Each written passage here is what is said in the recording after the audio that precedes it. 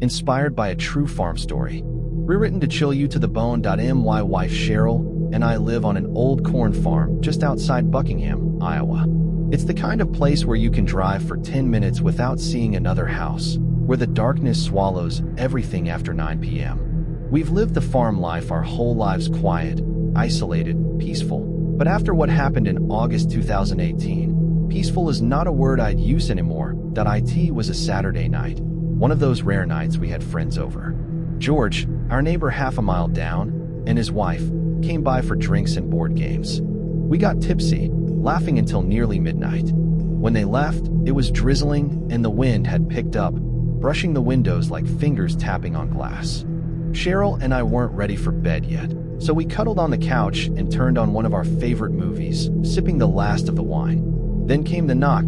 First, we thought it was just the wind. But then we heard it again. 3 distinct knocks. Slow, heavy, deliberate. We froze. Nobody knocks on farm doors this late. Nobody should. I muted the TV, and for a few seconds, there was only silence. Then, faintly, a voice muffled and strained called out, "Please, we need help." Cheryl tightened her grip on my arm. "Don't answer it," she whispered. "Something's not right." But I stood up anyway and approached the door slowly. My instincts told me something was wrong, but I also knew if someone really was in trouble, ignoring them could be fatal. "Who is it?" I called out through the door. A man's voice replied, "Oh, thank God. Please open up. We're lost." I paused. "Who's we?" "My wife and I." "Can your wife say something?" Silence. For 5, 6 seconds. Then the voice said, "She's not next to me right now." Goosebumps erupted across my skin. The tone of the voice was off, like someone was trying to pitch their voice higher than natural. I thought maybe it was George messing with us. He's a prankster, and he'd had a few drinks. "George, is that you?"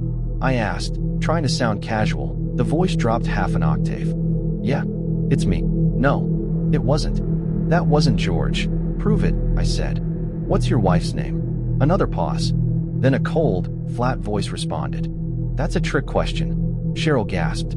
I bolted for my phone and called George. When he picked up, he was groggy, clearly just woken up. "Are you at our door right now?" "No, why?" I told him someone was pretending to be him, trying to get in. He cursed and said he'd grab his shotgun and head over immediately, but while I was still on the phone, the knock started again. Louder this time. Boom, boom, boom. I yelled through the door. "I have a shotgun. You need to leave now." And then came the whisper, not from the front door this time. From the window right beside it. "Just let us in, we only need your phone." My blood ran cold. Cheryl called 911. I could hear her voice shaking as she tried to explain the situation to the dispatcher. But out here, even with urgency, a deputy wouldn't be arriving for at least 30 minutes. Suddenly, we heard footsteps. Multiple sets. They creaked across the wooden deck, wrapping around the house. Then the unmistakable sound of a window being tugged. One of them was trying to pry it open. Cheryl screamed, "Leave us alone." I shouted until my throat burned, "Get the hell off my property." I ran upstairs, fumbled through our closet, and grabbed my shotgun. When I came back down, something smacked against the back door hard. Then, a familiar voice. "It's me. Open up." It was George. I rushed to let him in. He had his shotgun too, eyes wide, breath visible in the cold, humid night. "I didn't see anyone," he said, "but I swear I heard them."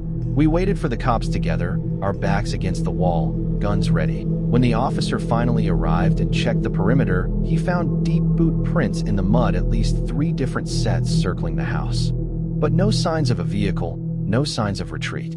It was like whoever was out there had just vanished. We installed cameras the next day. And here's the part one can't stop thinking about. When I reviewed the footage that night, I expected blurry shapes, movement, maybe shadows. But what I saw chilled me to the core. At 2:12 a.m., long after everything had gone quiet, a single figure returned. Tall, slender, head tilted at an unnatural angle. It stood at the corner of the porch, unmoving, staring directly at the camera for 7 minutes. Then with a jolt, the camera cut to static. When it returned, he was gone. Just gone. And to this day, I sometimes wake up at night thinking I hear it again. Boom, boom, boom. Let us in. Inspired by true events. Reimagined to terrify. I was 17 the summer it happened. My grandparents owned a large farm out in the remote countryside of Nebraska. I'd spent most of my childhood summers there, doing chores, helping feed the cows, and listening to my grandpa's tall tales about coyotes with glowing eyes or creatures lurking in the cornfield. Back then, I thought it was all just stories meant to scare me, but now, I know better. In August of 2018, my grandparents took a rare trip, a 3-day church retreat in Missouri. I was left in charge of the farm for 2 nights. I had no problem with it. The animals were fed, the barn was in order, and I figured I'd spend the quiet time binging horror movies on the old TV in the living room. That first night was uneventful. The second night, that's when everything changed. Around 11:30 p.m., as I lay sprawled on the couch with half a bag of popcorn in my lap, I heard a distant sound coming from outside. Moo, point one cow. Then another. Then more. Moo, dozens of them panicked, agitated, not their usual slow, lazy groans. I muted the TV.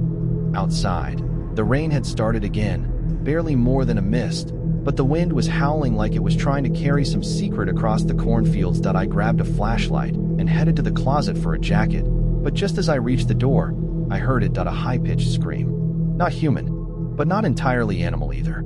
A twisted, horrible version of a cow's cry, like something was being pulled apart. I froze. For a moment I thought, maybe it's just a coyote, maybe a wolf. But then I heard something else. Voices, faint, layered, overlapping like whispers on the wind. Multiple people, chanting. It didn't sound like English. It was rhythmic. Cold. I ran upstairs to my grandfather's bedroom and grabbed his hunting rifle from under the bed. He always kept it loaded, just in case. I stepped out into the night, the air heavy with electricity. The cows were still groaning, but one voice, one chant, had risen above the rest. Male, deep, almost in song. I moved toward the barn, boots crunching over wet grass and dirt. I opened the creaky wooden doors and flicked on the dim hanging bulb. All the cows were there. All but one. Number 6. The tan one with the dark spot over its left eye. Its rope was still tied to the post, but it had been cut. That's when I heard it again. A distant scream from the cornfield. Clutching the rifle, I stepped out behind the barn toward the field's edge. And there, through the gaps in the corn stalks, I saw a flicker of light. Candles. I took a step closer. That's when I heard footsteps, not mine, somewhere deeper in the cornfield. Slow, deliberate, crunching through stalks, getting closer. And then, the whispering stopped. Everything stopped. Even the cows went silent. And that's when I saw them, shadows moving between the corn. I couldn't count how many, 5, 8, more, and standing dead center, in a small clearing lit by a ring of candlelight, was something that will never leave me. A circle, formed in the dirt, candles surrounding it, and in the middle, the severed head of the cow, blood pooled around it. And carved into the dirt beneath was a symbol like a spiral with jagged spokes radiating outward. Suddenly, the chanting started again. Louder. Faster. I raised the rifle. Hey!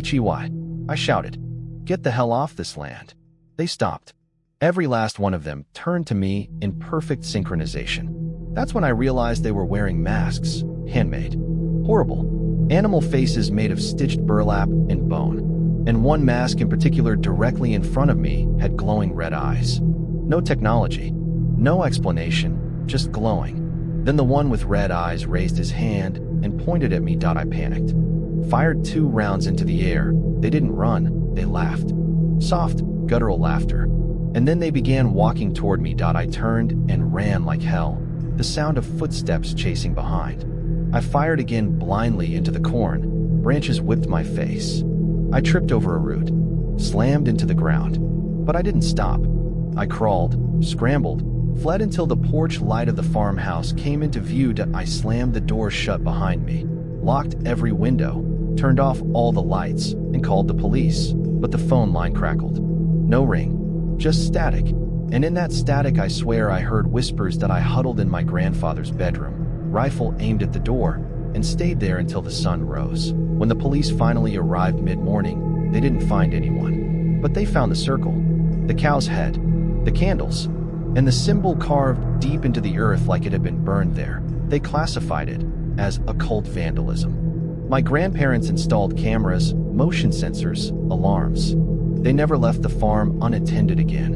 And as for me, I've never stepped foot in a cornfield since. Sometimes, late at night, when the wind howls, I still hear that chant. And once, just once, I saw the same spiral symbol scratched into the hood of my car 50 miles away. They weren't just passing through, they chose me.